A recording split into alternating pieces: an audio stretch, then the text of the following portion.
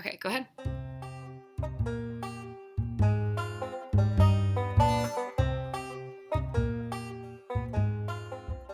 This is Burn This Book, a banned books book club, where we, Nicolle and Eden, read a banned or challenged book each month and discuss its meaning, impact, and censorship to make it more accessible for all readers. This month's book is In the Night Kitchen by Maurice Sendak, which was published in 1970 for children. It's a picture book. This book has been challenged for 2 decades. Yeah, so a little background of this that I thought was really cool when I was doing research. We should go into plot summary first. Oh, let's do some plot summary. So obviously, spoiler alert, It's in the night kitchen. it's in the night kitchen.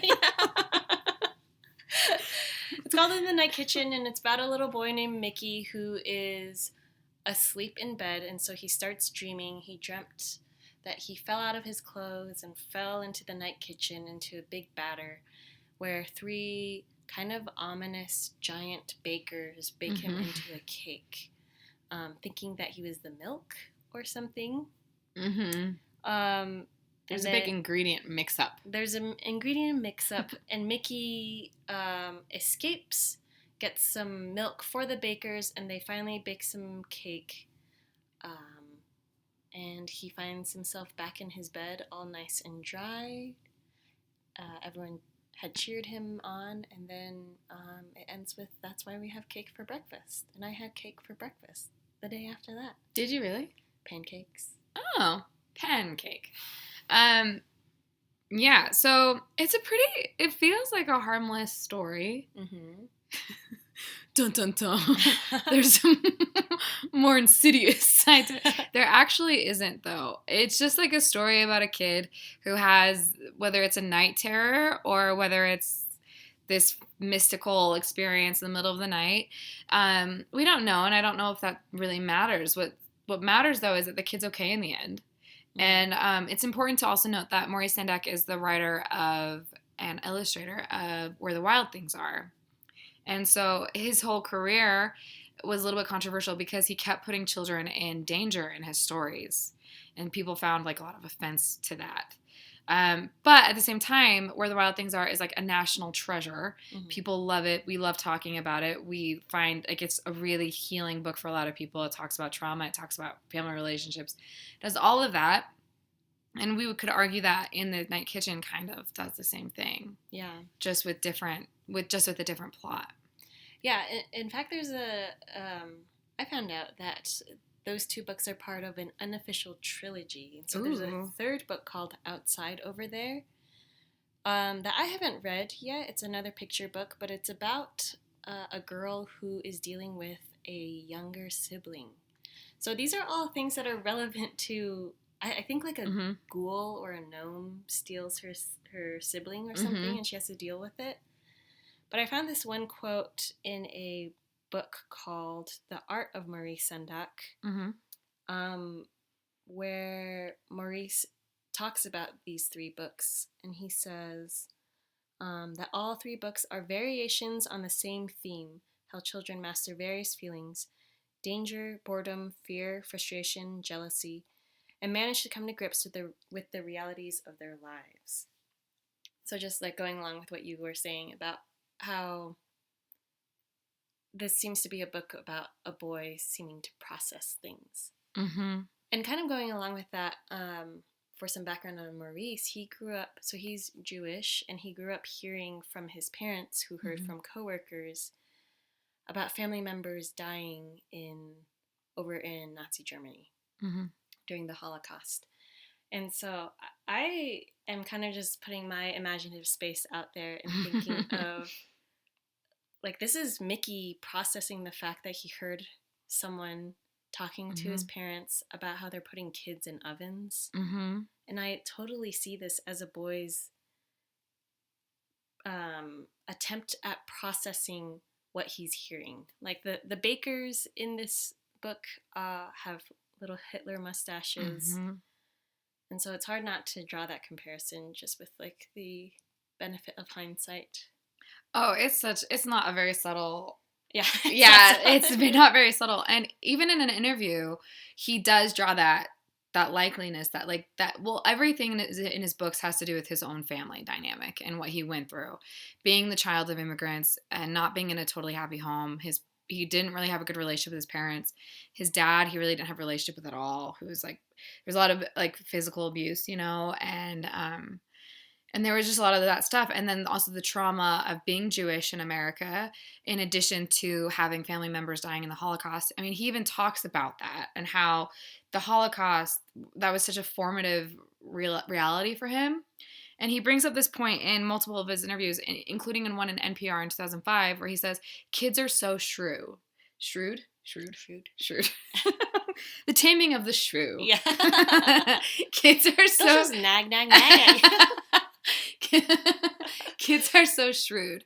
And he said in another interview, he said, kids don't, and let me grab the quote exactly. But he said this, he goes, I refuse to lie to children. I refuse to cater to the bullshit of innocence.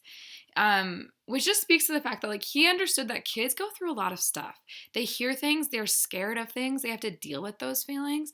And if they don't have someone to talk to about those feelings, it's going to be processed somehow. And so a lot of these books are about dreams happening.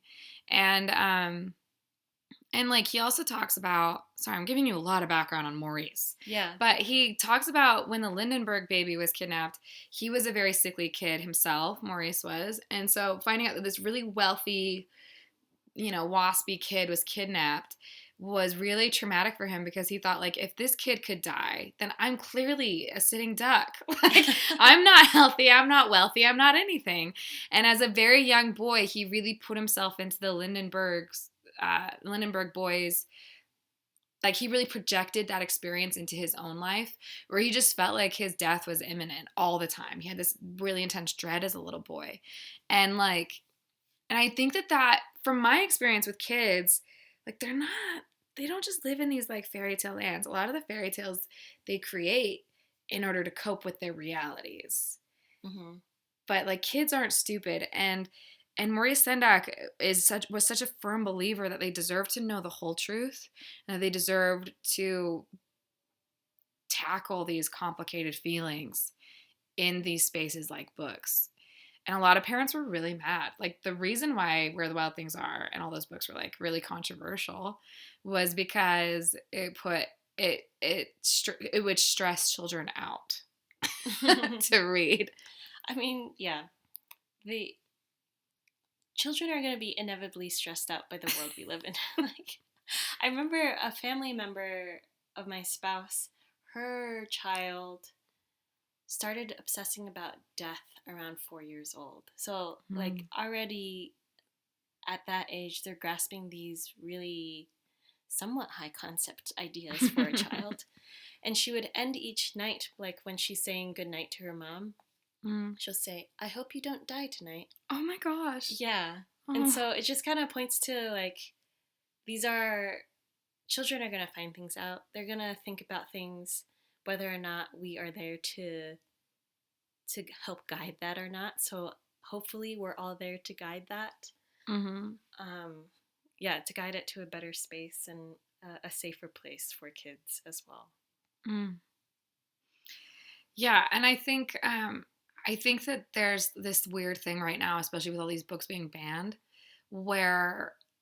and we keep hearing in the media that like these, especially white parents, are afraid to talk about these difficult conversations about our history, our country's history, or have them read these books because they're afraid that it'll make their kids feel uncomfortable or shame or nervous.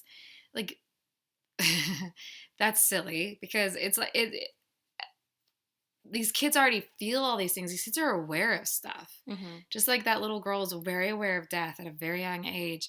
I mean, I remember my first like formative memory was Columbine. I'm from Littleton, Colorado, and I was in first grade when the Columbine shootings happened, and I have like really intense images in my mind still today of Patrick Ireland, not Patrick England. There's a boy in my high school named Patrick England. Patrick Ireland, like hanging out the window, and like just the bodies, and it was just really like, that is a really big deal memory for me of seeing that on the news, and that was the first news thing that I like remember at this point in my life. And I like we're aware of stuff. We live in this world, and we take in a lot more. And if we don't have a place to process it or to communicate about it, like, it's just, that's garbage. I needed to see those kind of experiences mirrored and have examples of these other kids who felt like they could cope or deal with it. Mm-hmm. In the book, Mickey finds like a solution. He finds the milk, he like switches it before he has to go in the oven. Mm-hmm. And he like solves the problem, and he's really brave, and he's just like, the images are so cute. He has these like little closed eyes while he's just like having a good time with the with the cooks, flying on the milk bottle and whatnot. Like, just the cutest little like closed eyes, just content looking face. But like, those are good examples of courage. Like, Where the Wild Things Are, he looks the beasts in the face, and like, it makes himself a wilder thing than them, so they're afraid of him. And it's just, as a kid, those are really important examples. And mm-hmm. so tender. But the images are so cute. They are so cute. So cute. Yeah. I do love his illustrations quite a lot. Ugh. I was watching some a Colbert Report interview. Ooh. It was pretty funny. It was quite hilarious. Colbert got Maurice Sendak to sniff Sharpie for the first time. So they got that on air. But one little quote that I got from Maurice from that interview was this. He said, "There's something in this country that is so opposed to understanding the complexity of children. It's quite amazing." Mm. It's hard to tell what he meant by "it's quite amazing," whether he's amazed at the complexity of children or if he's amazed at the thing that's like, parents are so opposed, or this country is so opposed to understanding. But either way, like, just piggybacking off of mm-hmm. what you're saying, Nicolle, like, I think we have a unique experience as friends, having been, mm-hmm. like, having 9/11 as, like, a big backdrop to Yeah. our upbringing. And then later on, I was in college at this point, I believe, mm-hmm. just having the Sandy Hook shooting kind of bookend my childhood. I guess I include college in my childhood. Honestly, we're all getting younger every day. Yeah. But also, the Sandy Hook shooting was in your community. It was in my community. Yeah. That you grew up in. But to have, like, this is, well, to quote Childish Gambino, this is America today. Like, yeah. And I also think, like, America's always been, there has always been a lot of heaviness, and that children are very aware of. And I think coddling it, all that does is cut off communication between the parents and the child. Because the child is still going to be aware of it, whether they're on TikTok or not. You don't have to be on TikTok to know that really scary stuff is happening. mm-hmm. There was a quote in a Guardian article I'm going to read, where Maurice Sendak, it was just like a question answer kind of interview, and he explains, he was like, "My father belonged to a Jewish social club, and his parents were Polish immigrants." I think we already said that. He said, "The day of my bar mitzvah, he got word that he had no longer a family. Everyone was gone, and he laid down in bed, and they were gone because of the Holocaust. And he laid down in bed. I remember this so vividly, and my mother said to me, 'Papa can't come.' And I was having the big party at the Colonial Club, the old mansion in Brooklyn. And I said, 'How can Papa not come to my bar mitzvah?' And I screamed at him, 'You gotta get up, you gotta get up.' And of course he did. And the only thing I remember is looking at him when the guest burst into, 'For he's a jolly good fellow.' And my father's face was livid, and I knew I had done something very bad, that I had made him suffer more than he had to. This 13-year-old, I think that's a Yiddish word, I don't know what it is, man. And he just explains, like, a lot of his childhood was peppered with these very traumatic events that he felt like he was causing more harm in. And even, like, the rest of his life was hard. Maurice Sendak found a partner in this man named Eugene, who was, like, the love of his life, from what I understand. I hope I'm not, like, just inferring that he was the love of his life. Maybe they were just, like, cute friends and he wasn't the real love, and there was another love that we don't know about. I think they lived together till they'd lived together till death. Eugene died, like, I want to say, like, 10 or 15 years before Maurice Sendak passed away. I'm not positive. He lived, so Maurice Sendak lived the rest of his life. They were together for 50 years, him and Eugene, and they lived together in Connecticut. And he lived the rest of his life just like missing Eugene. They never had children. But his whole, like, I feel like a lot of these stories are just Maurice Sendak feeling very othered and finding a lot of safety in these stories and in these, like, the ability to tell these stories. And he talks about how a lot of children write to him these letters asking him, like, hard questions that they can't ask their own parents. And it's because Maurice Sendak didn't mess around. Like, he was serious in his books. He told the truth. And I don't know, I just think there's so much value in telling kids the truth so that they will feel safer if they know what's actually true. It doesn't mean that they'll feel shame about ancestors' choices. Mm-hmm. It empowers people to actually make their own choices. That was all over the place. And I apologize. So where do you want to go from here, Eden? Yeah, well, I looked up, Eugene died 5 years before Maurice. Oh, only 5. Okay, never mind. It wasn't a big deal. Just kidding. And 5 years is still very long.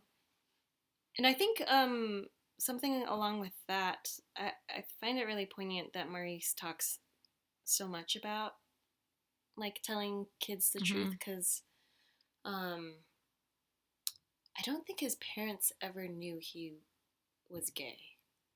So, like, he spent those 50 years with his partner. I don't know if should we cut this part out? Well, no, I don't think we should cut it out. Okay. I just don't know how to tie it back. Because you're so out of control, Nicolle. You created a web of chaos. I watched you spiral, and I don't know how to get out. Okay, go on. Yeah, so I guess he emphasizes telling the truth because he knows how much agony living a lie is. Mm-hmm.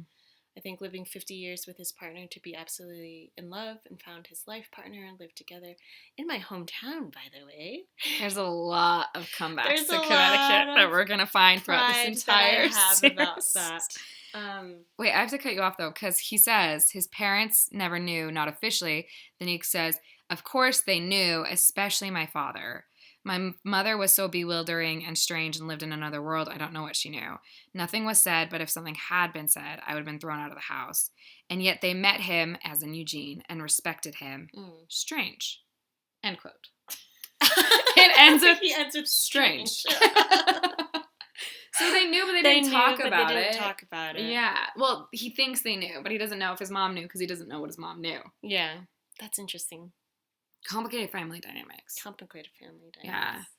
But then that also adds, like, yeah, he had this whole world that his parents never talked to him about. Yeah. And his books illustrate that. It's like, these are the things that kids think about when parents aren't around. Yeah. And what's interesting to me is that he's not fatalist. Like, his books aren't, like, totally cynical. Mm-mm. Like, the kid always finds a way to be really courageous, brave, and bold. And he always finds himself back in safety. And I think that is, like, a really interesting lesson. It always works out well in the end. Mm-hmm. In his books, they never end with, like, spooky times. Like, Roald Dahl can be kind of dark. I wouldn't say Maurice Sendak is dark. Mm-mm. I would say he's mystical and kind of like a quirky, like, oh man, this kid got into a kind of a scary scrape. But he's in bed, cake free and dry. Yeah. And we'll have cake in the morning. Exactly. And that's why he has cake in the morning. Yeah. It always works out in the end. And it's always this, and the drawings, honestly, the illustrations are, they're iconic. They're so beyond charming. And all of those drawings and, like, ideas and characters come from family members of his that he found, like, very monstrous and gross looking or scary looking that as a child, and, like, his, like, uncles and aunts and cousins that looked weird he'd put into his books and stuff like that. And I think, like, I don't know, I'm flabbergasted why so many parents were so concerned about these books. Mm-hmm. I don't understand that. I'm not a parent, though. Well, I'm a parent. And I read this to my daughter. And what'd she say? And she loved it. She is 17 months. So what did she say, Eden? She said goo goo gaga, which she literally is saying goo goo gaga these days. Really? So, That's so cute. It's so oh my cute. gosh.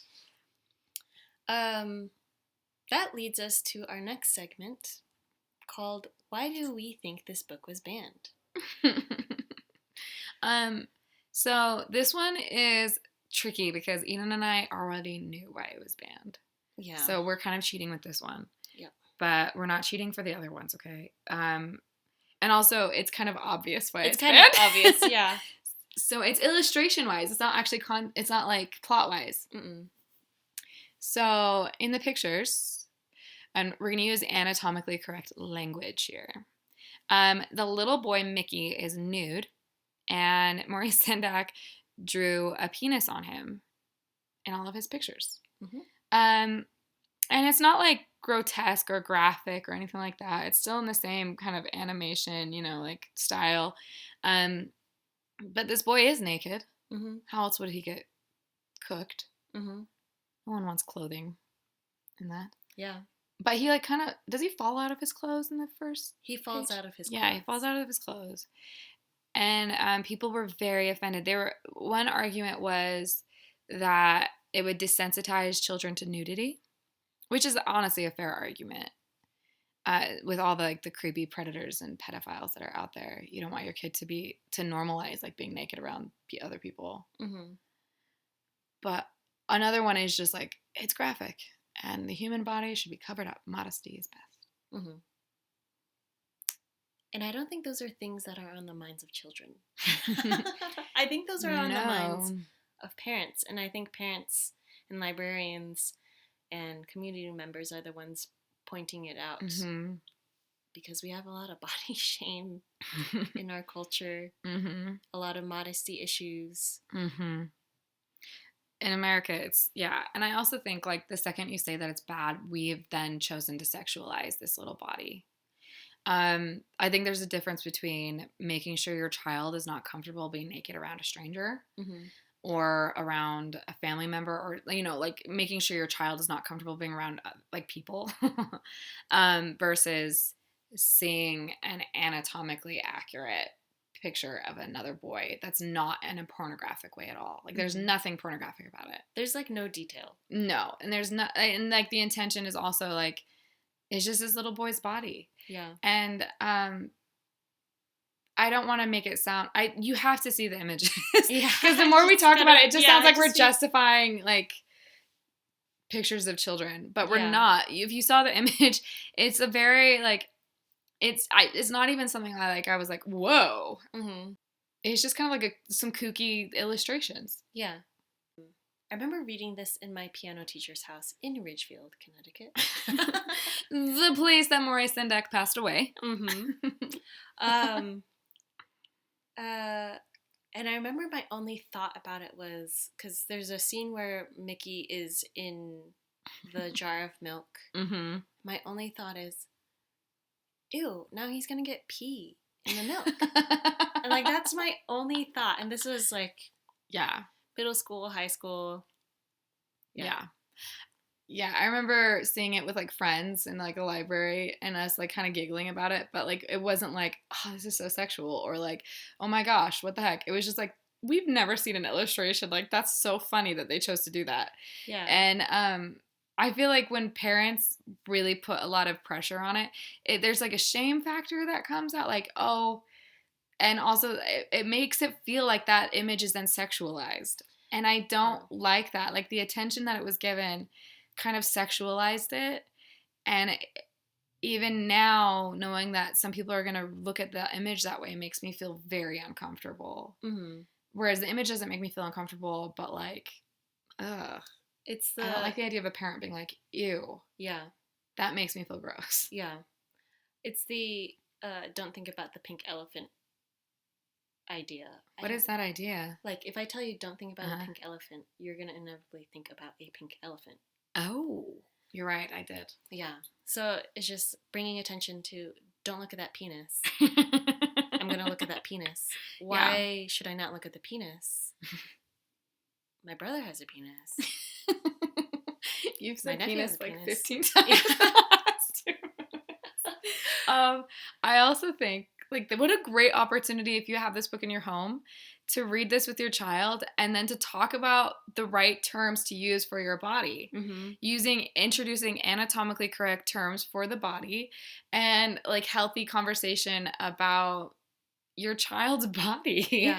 Like, what a blessing would that be to get that out of the way? Mm-hmm. And you don't have to go into, like, the birds and the bees too early for a child, but, like, you can do that when it's appropriate. But I think a 5-year-old should know exactly what their genitalia is called.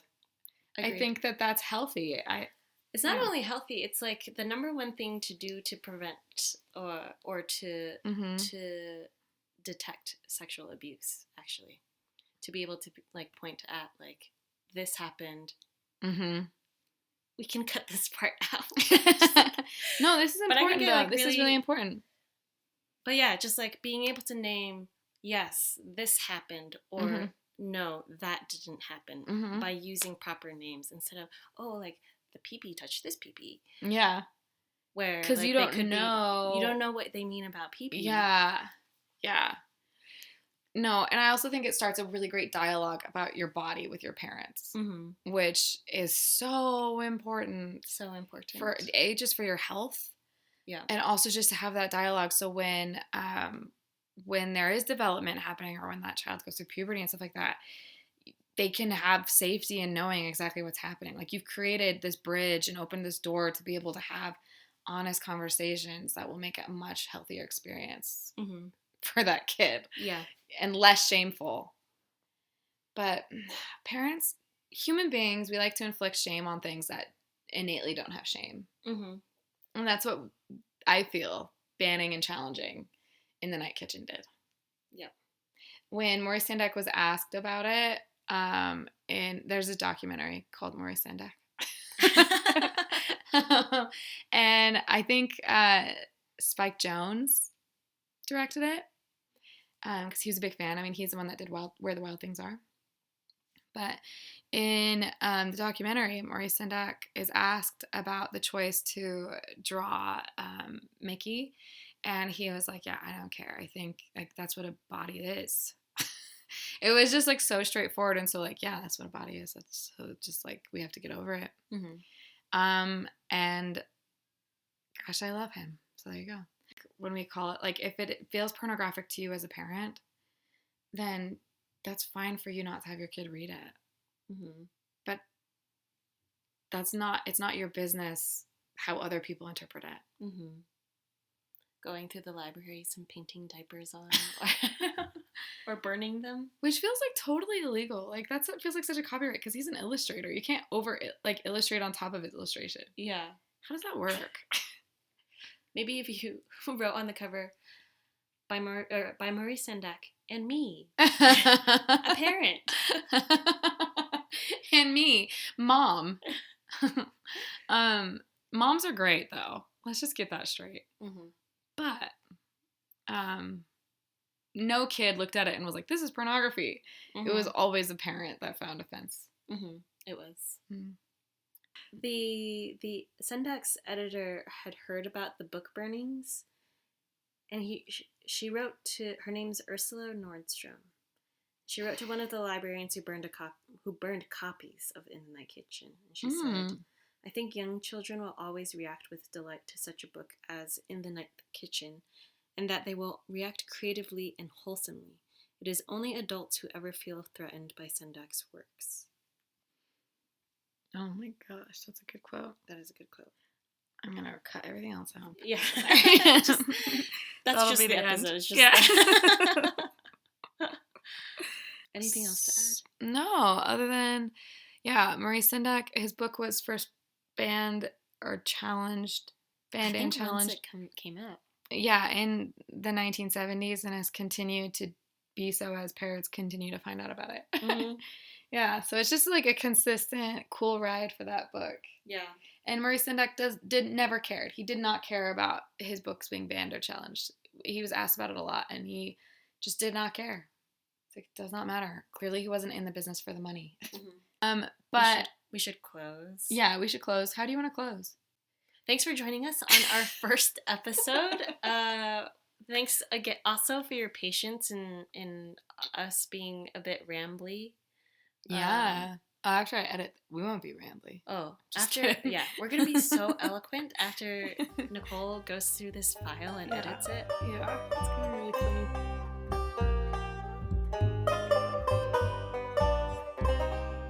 Burn This Book is produced by us, Nicolle and Eden Wen. Music written by me, Nicolle and produced and performed by my dad, Frank.